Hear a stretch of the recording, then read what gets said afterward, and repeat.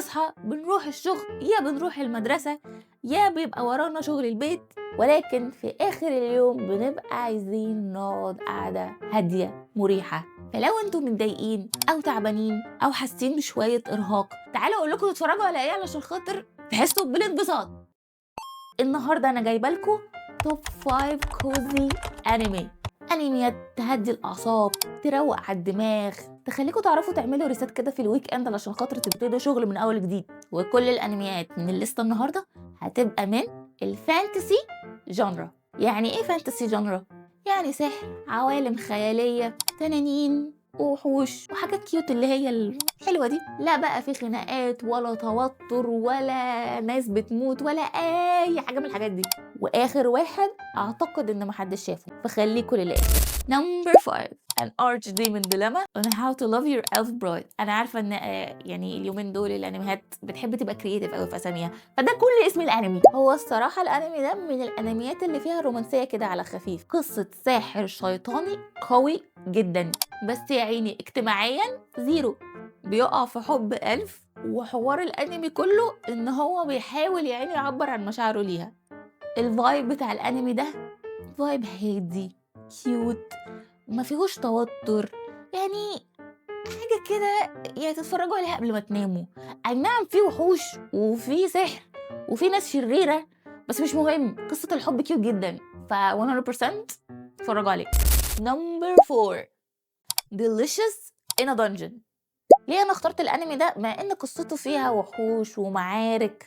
ازاي الانمي ده يتحط في الليسته بتاعت الكوزي انمي؟ هقولك.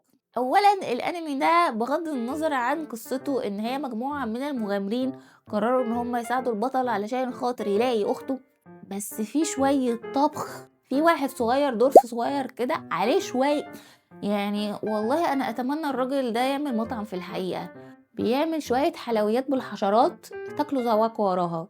مش عارفه ليه الموضوع ده بيفكرني بتيمون وبومبا. مزفلطة بس تملى التن. اتفرجوا عليه لو عايزين تعرفوا وصفات جديده يعني. والفايب بتاع الانمي ده الصحبه الحلوه، القعده اللطيفه، اكل طول ما هم قاعدين، يعني هو اغلب الحلقات فيها اكل، حلقتين اكل وحلقه ضرب. فالصراحه انا حطيته في الكوزي انمي ليست علشان خاطر انا بحب الطبيخ. نمبر 3 الانمي المشهور والمعروف ريرن بيوند جيرني تو ذا اند.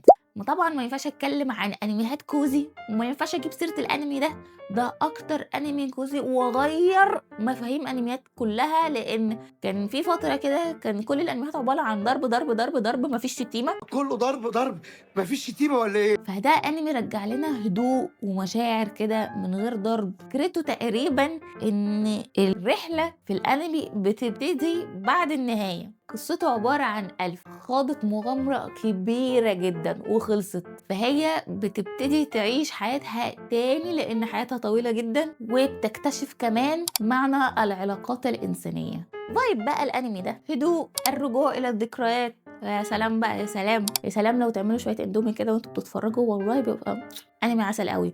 وده أكتر أنمي أنا عموما برشحه لأي حد بادئ أنمي. كيوت كيوت. نمبر 2 بصوا، قبل ما اقول لكم قصه الانمي واسمه، انا عايزه اقول لكم ان الانمي ده انا خلصت السيزون 1 وسيزون 2 بتوعه خلال يومين. ده غير ان معظم الحاجات اللي حصلت في هذا الانمي انا بحاول اطبقها في حياتي اليومين دول. هو انمي اسمه كامب فاير كوكينج in another world، وكالعاده برضه ده من الانميات اللي اسمها طويل وفيك باقي، بس انا مش هكمل، وهو خلاص هو كامب فاير كوكينج in another world. اكتبوها يمكن تنفعكم. الحقيقة الأنمي ده أنصح بيه 1,000,000%. فكرة عبقرية.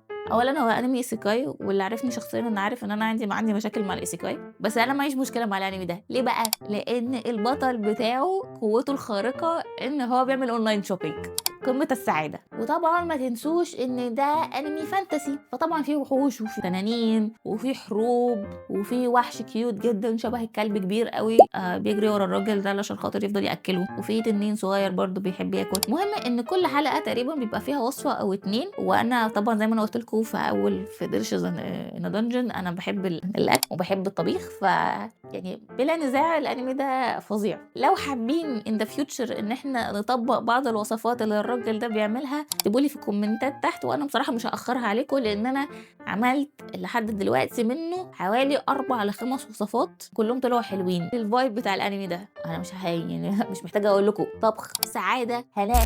نمبر 1 I will become a villainess that goes down into history. في مكان لو حد فيكم شاف الانمي ده بالله عليكم قولوا لي في الكومنتات برضو، لان انا بحس ان انا بتفرج على انميات محدش في العالم شافها غير انا تقريبا. بصوا هو من اسمه كده واضح ان في فيلن في الموضوع، بس مش الفيلن اللي انتوا فاكرينه. absolutely not. هذه الفيلن كل ما تعمل حاجة شرانية تقلب عليها ان هي تبقى حاجة كويسة. فدي قصة الانمي. هو برضو يعتبر في الجنرا بتاعت الايسيكاي شوية. فهي قصتها ان هي اتسحبت في لعبة ما هي اصلا بتلعبها، وهي اصلا عارفة الاحداث، بس هي اتحطت مكان الفيلن مش مكان الهيرو. قررت ان هي تبقى فيلن جامدة موت. فزي ما انا بقول لكم كل ما تعمل حاجة شرانية تقلب معاها ان هي حاجة كويسة. حتى اللاف انترست في اللعبة نفسها تقريبا وقع في حبها. الفايب بتاعه بقى شويه ضحك على شويه رومانسيه خفيفه على شويه مواقف مضحكه جدا الصراحه. اتفرجوا عليه وبرضه قولوا لي رايكم. دي لستة الانميات، لو انت متضايق مخنوق او حتى جعان ممكن تتفرج عليها. وكالعاده قولوا لي برضه في الكومنتات لو انتوا عندكم اي اقتراحات تانية ممكن اتفرج عليها، وما تنسوش اللايك والشير والسبسكرايب. وبس كده.